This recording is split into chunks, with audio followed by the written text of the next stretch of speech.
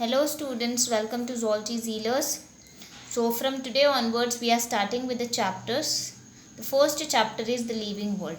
Living world को 4 parts में divide किया गया है. पहला है what is living, दूसरा है diversity in living world, third taxonomic categories, fourth taxonomical aid. Taxonomical aid को न्यू सिलेबस से डिलीट किया गया है. So we are going to learn about these 3. Last में taxonomical aid भी देख लेंगे थोड़ा सा. So first part is what is living. What is living? How you can define that the thing is living or the organism is living. So कुछ ऐसे features होते हैं जिससे आप डिफाइन कर सकते हो कि ये लिविंग है और ये नॉन लिविंग है. सो देर आर 2 मेन फीचर्स. ऐसे 2 फीचर्स है जिससे आप क्लियरली डिफाइन कर सकते हो कि कौन सा लिविंग है और कौन सा नॉन लिविंग है. The 2 features are defining feature and characteristic feature. Defining features. Defining feature वो feature होता है जो सारे living organisms में present होगा, यानी इसके अंदर कोई exception नहीं होगा, कोई एक ऐसा living नहीं बचेगा जिसके अंदर ये feature ना हो. And this feature is absent in non-living organisms. Example: metabolism, cellular organization and consciousness. Characteristic features. Characteristic features वो होते हैं जो लिविंग और नॉन लिविंग दोनों में प्रेजेंट होते हैं. एग्जाम्पल ग्रोथ और रिप्रोडक्शन. यानी यहाँ पे कुछ एक्सेप्शंस होते हैं, यानी ऐसा फीचर जो पूरे लिविंग ऑर्गेनिजम्स में प्रेजेंट नहीं होता है. कुछ कुछ लिविंग ऑर्गेनिजम्स में ये फीचर एब्सेंट होता है, यानी नहीं होता है. Example reproduction. पहला जो फीचर है defining feature, that is cellular organisation. यानी जितने भी लिविंग ऑर्गेनिजम्स हैं वो सेल से बने हुए हैं. Even unicellular organism, paramecium, amoeba, ये एक एक सेल से बने हुए हैं. And they are having life. That means they are carrying out all other activities. Metabolic reactions होते हैं उनमें ग्रोथ होती है. तो जिसके पास भी सेल है उसके पास लाइफ है. सो सेल्यूलर ऑर्गेनाइजेशन क्या हो गया, एक डिफाइनिंग फीचर हुआ. Next is metabolism. Metabolism means sum of total all reactions. यानी जितने भी बॉडी में रिएक्शंस होते हैं उसके सम को आप कहते हो मेटाबॉलिज्म. तो मेटाबॉलिज्म में 2 प्रोसेस आएंगे, एनाबॉलिज्म और कैटाबॉलिज्म. एनाबॉलिज्म में कुछ बनता है, यानी सिंपल सब्सटेंसेस एक जगह होकर एक कॉम्प्लेक्स सब्सटेंस बनाते हैं. Example photosynthesis. कैटाबॉलिज्म में कॉम्प्लेक्स सब्सटेंस ब्रेक डाउन होकर बनाएगा सिंपल मॉलिक्यूल्स. Example respiration. तो मेटाबॉलिज्म जो है सिंगल सेल ऑर्गेनिज्म के पास में भी होता है. So it's a defining feature. But if you see in vitro metabolism, यानी लिविंग सिस्टम के बाहर अगर आप लैब में, टेस्ट ट्यूब में कोई लिविंग रिएक्शन को परफॉर्म कर रहे हैं.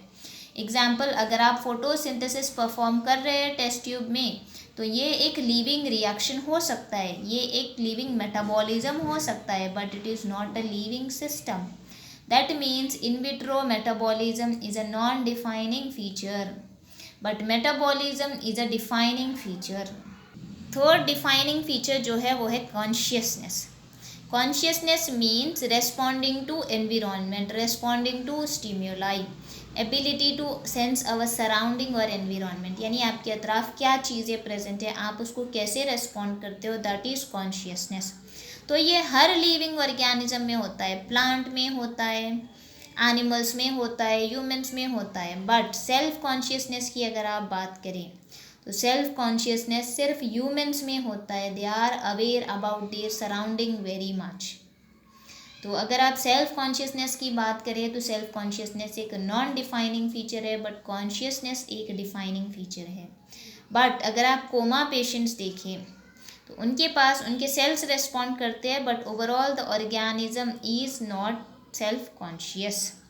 उनके सेल्स तो कॉन्शियस होते हैं, बट ऑर्गेनिज्म जो भी होता है, ह्यूमन जो भी होता है, उसकी बॉडी रिस्पॉन्ड नहीं करती है. अगर आप इंडिविजुअल सेल देखें तो कॉन्शियस होता है, बिकॉज यहाँ पे ब्रेन डैमेज होता है, brain has been affected here, but all the other activities can be carried out by the sales.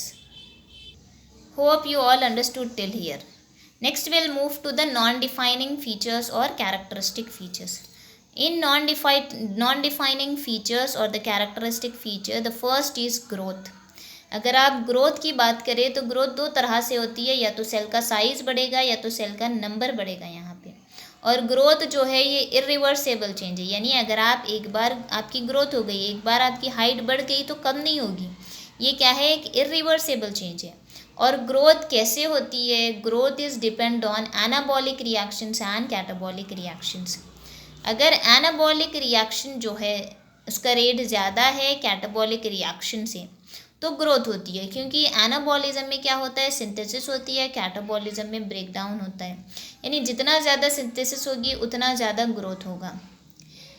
There are again two types of growth, that is limited and unlimited. Plants अगर आप देखें तो indefinite growth होती है plants में, animals में definite growth होती है, यानी up to certain age, up to certain period of time our body grows, यानी आपकी अगर हाइट है तो कुछ एज तक बढ़ेगी, बट बॉडी के जो सेल्स है जो रिपेयर करने हैं या फिर कुछ सेल्स है जो डेड हो गए उनकी ग्रोथ होती रहती है, बट हाइट ये चीज़ें नहीं बढ़ती है। That's why in animal there is a definite growth. But plant में अगर आप एक ब्रांच कट करोगे तो फिर न्यू ब्रांच आएगी, लीफ निकालोगे तो न्यू लीफ आएगा।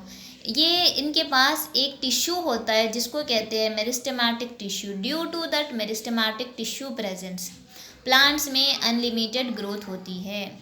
If you see the growth in living and in non living, living में अगर आप देखें तो इंट्रिंसिक ग्रोथ होती है, यानी बॉडी में अंदर से ग्रोथ होती है, इंट्रिंसिक ग्रोथ होती है जो कि डिफाइनिंग फीचर है। अगर आप इंट्रिंसिक ग्रोथ की बात करें तो डिफाइनिंग होगा।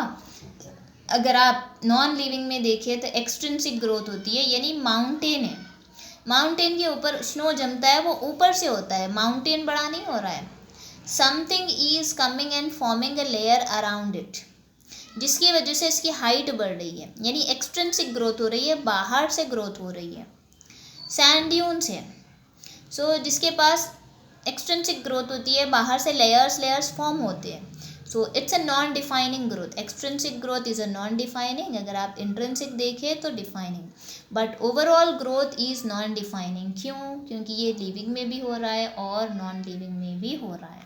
Next feature is reproduction. Reproduction means formation of progeny and formation of offsprings. Reproduction में दो तरह के रिप्रोडक्शन होते हैं, एक होता है एसेक्सुअल और एक सेक्सुअल। एसेक्सुअल में यूनिपेरेंटल होता है और गैमेट्स एब्सेंट होते हैं यहाँ पे। अगर आप सेक्सुअल देखें, बाई पेरेंटल यानी यूनिसेक्सुअल और यूनिपेरेंटल यानी बाईसेक्सुअल, यानी both the gametes are present in one parent. For example plant you can take, here gamete formation takes place. यहाँ पे वेरिएशंस नहीं होते हैं, that means the exact offspring will be there, here the offsprings are different, यानी यहाँ पे parents और offsprings similar होते हैं बट यहाँ पे वेरिएशंस होते हैं।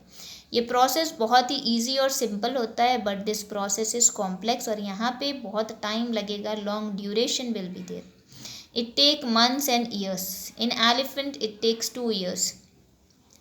So these are the differences between asexual and sexual.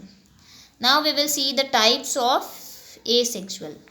पहला है स्पोर्स फॉर्मेशन। ये स्पोर्स फॉर्मेशन यूनिसेल्युलर ऑर्गेनिजम्स में होता है मोस्टली। आल्गे जो स्पोर फॉर्म होता है, fungi common spore is in fungi that is conidia. Fission binary fission होता है, यानी सेल ब्रेक डाउन होता है।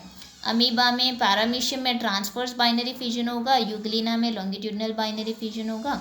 फ्रैगमेंटेशन, फ्रैगमेंटेशन में क्या होता है, अगर कोई ऑर्गेनिज्म है उसकी बॉडी कहीं से ब्रेक डाउन हो गई, so that part or that fragment grow as a new organism, example Spirogyra। और इनकी बॉडी थ्रेड लाइक होती है, यानी फिलामेंटस होती है। one example is Protonema in moss, the other is regeneration। regeneration is like fragmentation only। regeneration और fragmentation में difference ये है कि फ्रैगमेंटेशन में जो सिंगल पार्ट है वो as a new organism grow होता है, बट रीजनरेशन में अगर कोई ऑर्गेनिज्म की बॉडी ब्रेक डाउन हो गई तो वो पूरा कंप्लीट ऑर्गेनिज्म फिर से रीजनरेट करेगा and it grows as new organism, example planaria. If you see the reproduction in unicellular organisms, growth and reproduction takes place simultaneously, यानी अगर यूनिसेल्युलर ऑर्गेनिज्म में सेल डिवाइड होता है तो सेल का नंबर बढ़ेगा, यानी 1 से 2 सेल होंगे, साथ ही साथ रिप्रोडक्शन भी होता है। That means growth and reproduction are mutually inclusive. But in higher plant and animal it is mutually exclusive. यानी growth और reproduction जो है अलग अलग process है higher plant और animals में. But there are certain exceptions.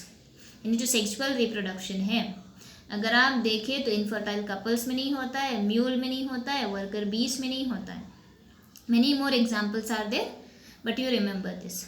So these are all about the features of living and non-living, due to which we can distinguish them. If you see overall, cellular organization and metabolism consciousness are defining features. अगर आप इन vitro metabolism देखेंगे तो non defining feature होगा. Growth and reproduction is non defining and characteristic feature. Intrinsic growth is defining, extrinsic growth is non defining. Hope